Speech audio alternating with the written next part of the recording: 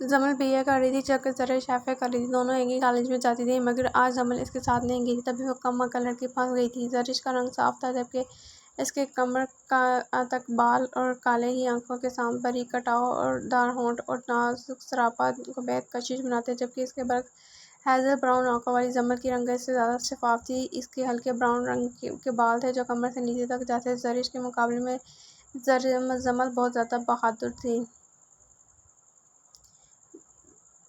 ज़रिश चौंक के अपनी सारी बातें जमल को बताती थी। इस वजह से उसने शाकिर वाली बात जमल को बताने का सोचा था मगर पता नहीं क्या सोचकर उसने बात जमल से छुपा ली थी। क्या हुआ, डरी क्यों हुई हो? किसने कुछ कहा? जब गहराई दाखिल हुई तो जमल ने उससे पूछा, नहीं बिजू, वो बस आज गर्मी ज़्यादा है ना, इस वजह से सफाई से झूठ बोल गई। मगर झूठ से ज़्यादा देर छुपाना ना चाहा। एक दिन बाद शाकिर अपने 3 आदमियों के साथ ज़रिश का रास्ता लेने मौलवी साहब के पहुंच गया था जिन्होंने उसके गुंडे का वाला हुलिया देखकर इनकार कर दिया। मगर ने धमाका देकर चला गया था। मौलवी साहब, ये इनका आपकी बेटी पर बहुत भारी पड़ेगा। वो गुस्से से भौंकता चला गया। मौलवी अलीमुद्दीन के घर आकर प्यार से ज़रिश से पूछा था तब उन्हें जमल की इस बेवकूफ़ी का पता चला। ज़रिश के लिए अलीमुद्दीन डर गया था। तभी उन्होंने इसके कॉलेज बजाय घर से पढ़ने का हुक्म दिया जिस दिन को पहले ही नहीं मानी थी। मगर मामले की नज़ाकत का एहसास तब हुआ जब अगले दिन ज़बरदस्ती जमल के साथ कॉलेज के लिए निकल गई। कॉलेज जाते हुए इसे कोई रुकावट ना आई मगर असल मुसीबत के सामने से तब पड़ा जब वह जमल के साथ वापस आ रही थी। मेरी बिल्लो रानी आज 3 दिन बाद दीदार करवाया है। ये आंखें तरस गई थी अपनी बिल्लो रानी को देखने के लिए। शाकिर बाइक से इनका रास्ता रोकता हुआ जमल ने बेसाख्ता ज़रिश को अपने पीछे थमाया था। हाँ, मैं शायद तुम्हें पसंद कर लेता बल्कि मेरा गम बेला दिल अपनी बिल्लो रानी पर आ गया है। वो खबास से जमल के सर पाता और जमल ने गुस्से से देखा, तुम जैसे गंदे कीड़े मकोड़ों की ऐसी गंदी सोच होती है, मैं अच्छे से वाकिफ हूँ। और पुलिस तुम जैसे लोगों का जो हाल करती है ना, वो फिर फ़ौरन हमें बाजी बाजी बुलाते हैं। वो इससे बातों में पुलिस की धमकी देनी ज़रिश को साइड लेकर गुजरी थी। मेरी प्यारे बब्बल, जिस पुलिस की तो बात करी ना, वो हमारे तलवे चाटती है और बहुत जल्द अपनी बिल्लो रानी को मैं ले जाऊँगा। वो ऊँची आवाज़ में बोला जबकि जमल ज़रिश के कदमों में तेज़ी आ गई थी। बिज्जू, अब क्या होगा? वो शख्स मेरा पीछा नहीं छोड़ेगा, वो रोती जमल से बोली। मगर जमल ने उसे तसल्ली दी से अब घर से निकलने से मना कर दिया गया था। मौलवी अलीमुद्दीन अपनी बेटियों की टेंशन में मार पड़ गए थे जिसकी वजह से अब कम ही उठ पाते थे। इनके घर में बच्चे ट्यूशन पढ़ने आते जिनसे इनका गुजारा हो रहा था। लेकिन सब मोहल्ले वालों को शाकिर का पता चल गया था जिसकी वजह से इनके घर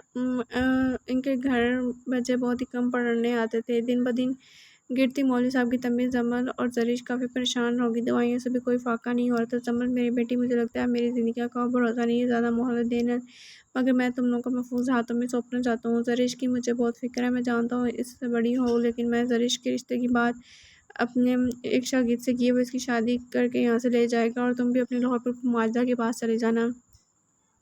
अब्बा कैसे बात कर रहे हैं? ज़रिश अभी बहुत छोटी है, हम ऐसा कैसे कर सकते हैं? घर बेच कर लाहौर चले जाते हैं। इसने डर से मशवरा दिया। ज़रिश तुम्हारी नज़र में छोटी थी मगर जमल वो बच्ची नहीं है, उसे मेरी खातिर समझाओ, शादी के लिए राज़ी करो। इस जुम्मे को मजीद अपने अम्मी अब्बू के साथ हमारे घर आ रहे हैं, निकाह रुखसती की सादगी से ही होगी। ज़रिश, मेरी बात सुनो, कमर दागते हुए बोली। जी बिजू, अगर माँ जिंदा होती तो मेरी जगह तुमसे बात करती, मगर अब जिम्मेदारी अब्बा ने मुझे दी है। इसका हाथ पकड़ते, क्या बात है बिजू, ऐसा क्यों हो रही है? इसका दिल किसी बुरी खबर का बता था। अब्बा ने तुम्हारा रिश्ता अपने शागिर्द से कर दिया। जुम्मे को तुम्हारा निकाह रुखसती, एक ही सांस में बोल गई थी बिजू, मैं कोई शादी ही नहीं करूँगी। अब्बा ऐसा क्यों करें? वो रो देने को थी। ज़रिश, कभी ना तो कभी किसी तुम्हारी शादी होनी है। अब ये हो या 2 साल बाद, एक ही बात है। ज़िंदगी में ही तुम्हें रुखसत करना चाह रहे हैं। उन्हें डर है कि इन्हें ज़िंदगी मज़ीद मोहलत नहीं देगी। आखिरी बात पर जमल का लहजा रौंद गया था। बिजू, आपकी शादी का हक मुझसे पहले है, चाह कर तुम्हें जीने नहीं देगा। ज़रिश, इस वजह से तुम्हारे अब्बा तुम्हारी जल्दी शादी कर रहे हैं। तुम मेरी फिक्र मत करो, जब किस्मत में होगा मेरी शादी हो जाएगी। उसके सर पर लब रखती हुई धीमी आवाज़ में बोली थी। ज़रिश ने इसके गिर्द हाथ डाला जब कुछ आंसू उसके निकलते हुए जमल के दुपट्टे को भिगो गए थे। शाकिर छुप कर मोहल्ले वालों की मदद से मौलवी अलीमुद्दीन ने निकाह का सारा इंतजाम किया था। ज़रिश के लिए एक सादा सुर्ख सा जोड़ा उसके ससुराल वालों की तरफ से लाया गया था। सब लोग तैयार यहाँ किए बैठे थे। ज़रिश को जमल ने हल्का सा तैयार कर दिया था जबकि जमल खुद भी हल्का फुल्का जोड़ा पहनने तैयार थी। निकाह के लिए बच्चे उन लोग ही शामिल थे, वो भी लड़के वालों की तरफ से ही।